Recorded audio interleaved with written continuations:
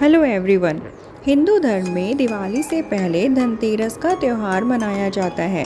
धनतेरस का त्यौहार हर साल कार्तिक महीने की कृष्ण पक्ष की त्रयोदशी तिथि को मनाया जाता है। इस दिन भगवान धन्वंतरी और माता लक्ष्मी के साथ धन के देवता कुबेर की भी पूजा की जाती है। मान्यता है कि इस दिन भगवान धन्वंतरी की पूजा करने से साधक को आरोग्य की प्राप्ति होती है। इसके अलावा माँ लक्ष्मी और कुबेर देवता की पूजा करने से व्यक्ति को धन दौलत का आशीर्वाद मिलता है। वैदिक पंचांग के अनुसार त्रयोदशी तिथि की शुरुआत मंगलवार 29 अक्टूबर को सुबह 10:31 पर होगी। वहीं इस तिथि का समापन बुधवार 30 अक्टूबर को दोपहर 1:15 पर होगा। तो उदया तिथि के अनुसार धनतेरस का त्यौहार 29 अक्टूबर को मनाया जाएगा। हिंदू पंचांग के अनुसार धनतेरस पूजा के लिए शुभ मुहूर्त की शुरुआत मंगलवार 29 अक्टूबर को शाम 6:31 से लेकर 8:13 तक रहेगा। इस बार धनतेरस की पूजा के लिए कुल 1 घंटा 41 मिनट का समय मिलेगा। धनतेरस के दिन कुछ चीज़ों को खरीदना बहुत ही शुभ माना जाता है। इस दिन कुछ विशेष वस्तुओं को खरीदने से माँ लक्ष्मी की कृपा बनी रहती है और धन दौलत में वृद्धि होती है। तो धनतेरस के दिन सोने चांदी का कोई भी सामान या लक्ष्मी गणेश की तस्वीर वाले सिक्के जरूर खरीदने चाहिए। यह बहुत ही शुभ फलदायी माना जाता है। ऐसा करने से घर में माँ लक्ष्मी का वास होता है। सोने चांदी के अलावा इस दिन पीतल से बनी धातु की चीज़ों को खरीदना बेहद शुभ माना जाता है। धनतेरस के दिन श्री यंत्र घर लाना बहुत शुभ होता है। मान्यता है कि श्री यंत्र खरीदने और दिवाली के दिन उसकी पूजा करने से धन दौलत में वृद्धि होती है। इसके अलावा माँ लक्ष्मी की कृपा भी बनी रहती है। धनतेरस के दिन चावल खरीदना भी बहुत अच्छा होता है। इस दिन चावल खरीदने से आर्थिक तंगी से छुटकारा मिलता है और घर में माँ लक्ष्मी का वास होता है। इस दिन चावल खरीदते समय इस बात का खास ख्याल रखें कि टूटे हुए चावल ना खरीदें।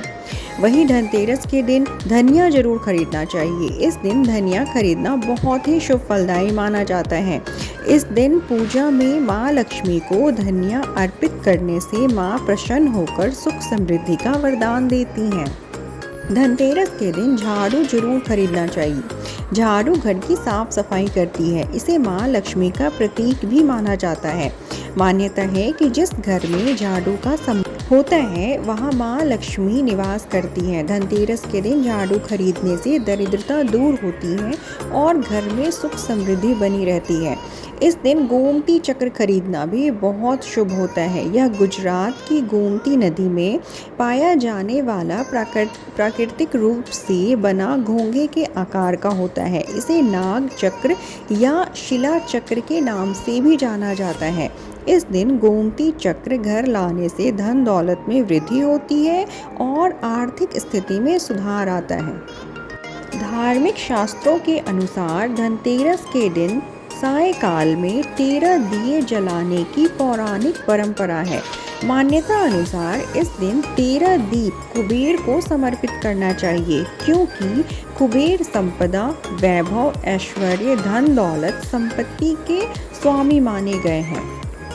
इतना ही नहीं, धनतेरस के दिन 13 दीप जलाकर भगवान धन्वंतरी की पूजा की जाती है, क्योंकि धन्वंतरी देवताओं के वैद्य माने जाते हैं।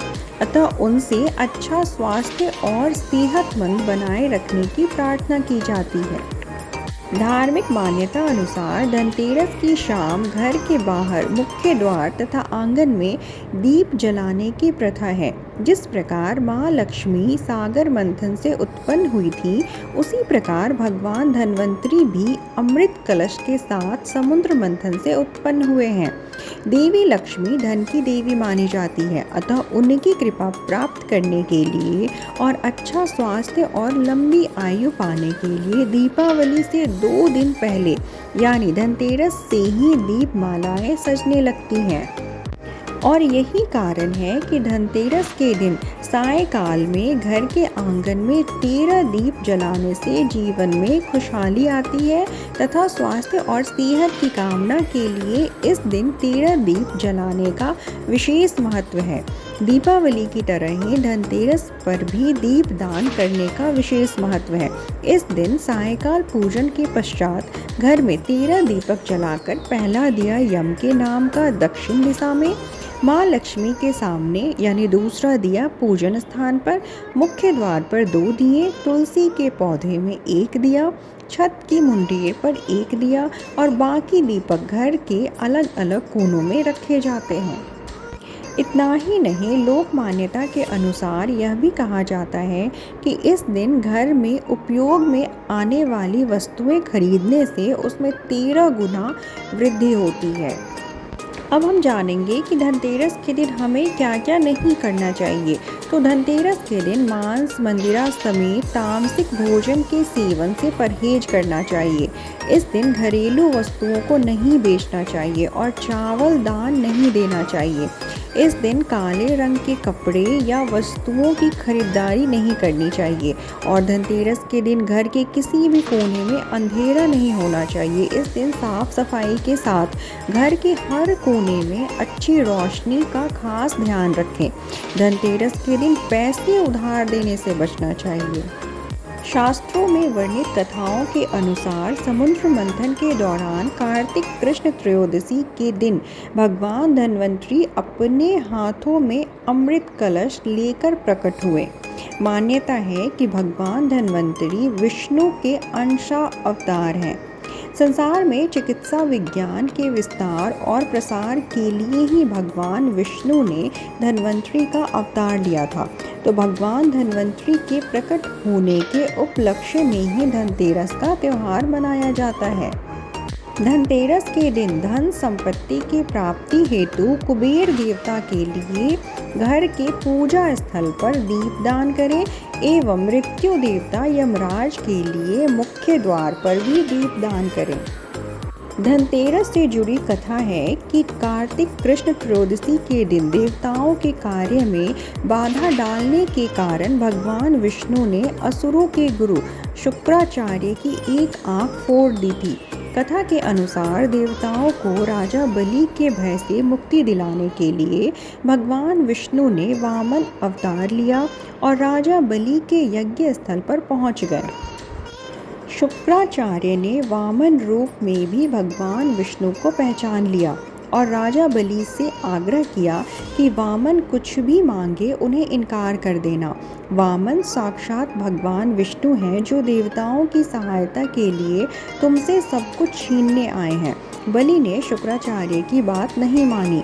वामन भगवान द्वारा मांगी गई 3 पग भूमि दान करने के लिए कमंडल से जल लेकर संकल्प लेने लगे। बलि को दान करने से रोकने के लिए शुक्राचार्य राजा बलि के कमंडल में लघु रूप धारण करके प्रवेश कर गए। इससे कमंडल से जल निकलने का मार्ग बंद हो गया। वामन भगवान शुक्राचार्य की चाल को समझ गए। भगवान वामन ने अपने हाथ में रखे हुए कुशा को कमंडल में ऐसे रखा कि शुक्राचार्य की एक आंख फूट गई। शुक्राचार्य छटपटाकर कमंडल से निकल आए। इसके बाद बलि ने 3 पग भूमि दान करने का संकल्प ले लिया। तब भगवान वामन ने अपने एक पैर से संपूर्ण पृथ्वी को नाप लिया और दूसरे पग से अंतरिक्ष को। तीसरा पग रखने के लिए कोई स्थान नहीं होने पर बलि ने अपना सिर वामन भगवान के चरणों में रख दिया। बलिदान में अपना सब कुछ गंवा बैठा। इस तरह बलि के भय से देवताओं को मुक्ति मिली और बलि ने जो धन संपत्ति देवताओं से छीन ली थी उससे कई गुना धन संपत्ति देवताओं को मिल गई। इस उपलक्ष्य में भी धनतेरस का त्यौहार मनाया जाता है। धनतेरस से जुड़ी एक और कथा है। एक बार मृत्यु के देवता यमराज ने यमदूतों से प्रश्न किया कि क्या कभी मनुष्य के प्राण लेने में तुमको किसी पर दया आती है। यमदूतों ने कहा कि नहीं महाराज, हम तो केवल आपके दिए हुए निर्देशों का पालन करते हैं। फिर यमराज ने कहा कि बेझिझक होकर बताओ कि क्या कभी मनुष्य के प्राण लेने में दया आई है। तब एक यमदूत ने कहा कि एक बार ऐसी घटना हुई है जिसको देखकर हृदय पसीज गया। एक दिन हंस नाम का राजा शिकार पर गया था और वह जंगल के रास्ते में भटक गया था और भटकते भटकते दूसरे राजा की सीमा पर चला गया। वहाँ एक हेमा नाम का शासक था। उसने पड़ोस के राजा का आदर सत्कार किया। उसी दिन राजा की पत्नी ने एक पुत्र को जन्म भी दिया। ज्योतिषों ने ग्रह नक्षत्र के आधार पर बताया कि इस बालक की विवाह के 4 दिन बाद ही मृत्यु हो जाएगी। तब राजा ने आदेश दिया कि इस बालक को यमुना तट पर एक गुफा में ब्रह्मचारी के रूप में रखा जाए और स्त्रियों की परछाई भी वहां तक नहीं पहुंचनी चाहिए। लेकिन विधि के विधान को कुछ और ही मंजूर था। संयोगवश राजा हंस की पुत्री यमुना तट पर चली गई और वहां राजा के पुत्र को देखा। दोनों ने गंधर्व विवाह कर लिया। विवाह के 4 दिन बाद राजा के पुत्र की मृत्यु हो गई। तब यमदूत ने कहा कि उस नवविवाहिता का करुण विलाप सुनकर हृदय पसीज गया था। सारी बातें सुनकर यमराज ने कहा कि क्या करें, यह तो विधि का विधान है और मर्यादा में रहते हुए यह काम करना पड़ेगा। यमदूतों ने पूछा कि ऐसा कोई उपाय है जिससे अकाल मृत्यु से बचा जा सके। तब यमराज ने कहा कि धनतेरस के दिन विधि विधान के साथ पूजा अर्चना और दीप दान करने से अकाल मृत्यु नहीं होती।